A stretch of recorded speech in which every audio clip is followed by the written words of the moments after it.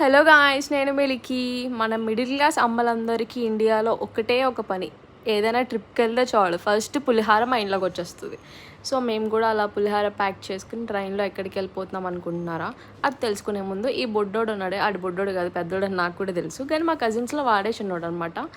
So samosa లేకపోతే train journey అసలు finish అయినట్టే అనిపించింది నాకైతే. వీడు మా పెద్ద తమ్ముడు. మొండితనం, మంచితనం అన్నీ ఉంటాయి అనుకోండి. సరే సరే, కృష్ణానది చూడగానే అర్థమైపోయి ఉండదు.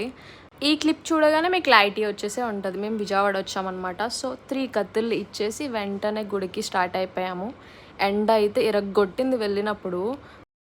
ఎవరైతే కొండ మీదకి గుడి షూట్ చేద్దామని, ఫొటోస్ తీద్దామని, నాలా పట్టుకెళ్దామని ట్రై చేస్తున్నారో అసలు ఫొటోసే దిగనివ్వట్లేదు గాయస్. ఈసారి అయితే నాకు అసలు ఫోటో కూడా దిగలేదు. నేను జస్ట్ మీకు చూపిద్దామని చెప్పేసి అలా వీడియో తీసుకున్నాను. సో వెంటనే భోజనం చేసేసి కొండ మీద నుంచి కిందకు వచ్చేసాం. వెళ్ళినప్పుడు ఎండ, వచ్చినప్పుడు ఫుల్ వాన.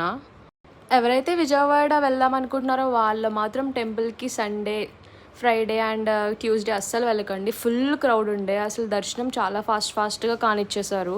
ప్రశాంతంగా ఫుల్గా దండం పెట్టుకునే స్పేస్ కూడా లేదు అక్కడ.